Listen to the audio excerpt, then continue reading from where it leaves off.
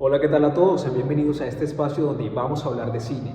El día de hoy hablaremos sobre las vanguardias en el cine o el cine de vanguardia, pero para eso necesitamos entender conceptos interesantes de estos géneros que hicieron parte de la cinematografía y que han marcado la historia del séptimo arte. La cinematografía vanguardista nació en el afán de crear cine de manera diferente.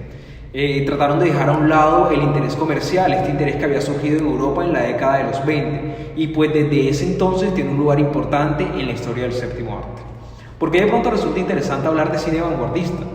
Debemos recordar que un día cualquiera, artistas europeos de diferentes corrientes como el impresionismo, el dadaísmo y el cubismo decidieron experimentar con el cine y así aparecieron las vanguardias cinematográficas, que no es más que un movimiento que dejó un gran legado y obras que trataron de no seguir el patrón determinado, trataron de no seguir lo tradicional, trataron de ser diferentes.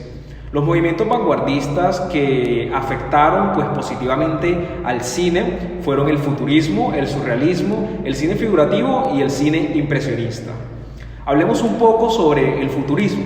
El cine futurista fue una de las primeras manifestaciones del cine experimental y de las vanguardias cinematográficas como tal. Todo comenzó debido al movimiento futurista que comenzó a como gestarse en Italia en 1916 y después escaló a la gran pantalla. Los autores y obras del vanguardismo futurista se caracterizaron por sus temáticas que veían pues como más allá de la realidad, inclusive los diálogos eran poco expresivos, pero a su vez eran bastante profundos y las escenas eran poco realistas para esa época. Y pues se resaltaba como tal como la importancia de los efectos especiales que pudieron servir como definición para pues como entender este vanguardismo. ¿Pero por qué? Porque en aquella época no era usual que se viera en la pantalla grande, en el cine, pues este tipo de cosas.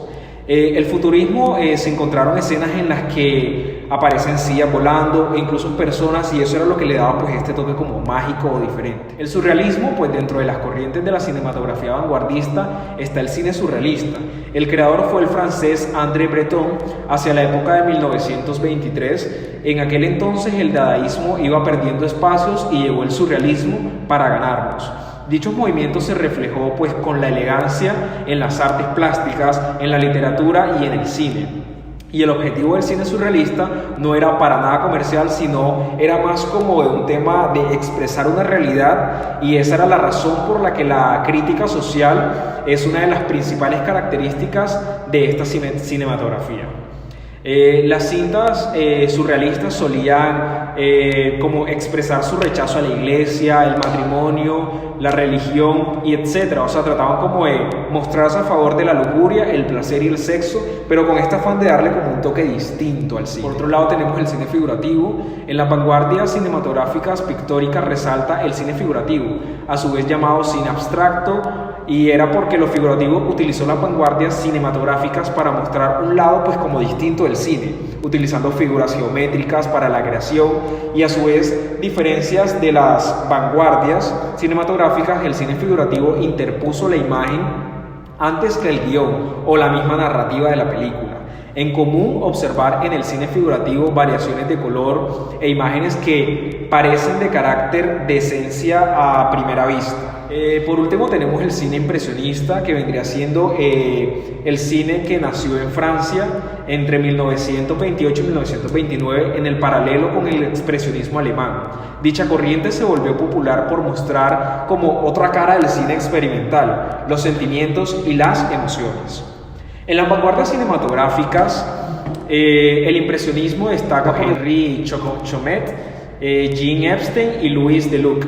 Todos trataron de usar en sus cintas elementos emotivos con la finalidad de que los espectadores pudieran sentir la misma emoción de los creadores de estas obras. No sé si nos hemos hecho entender un poco.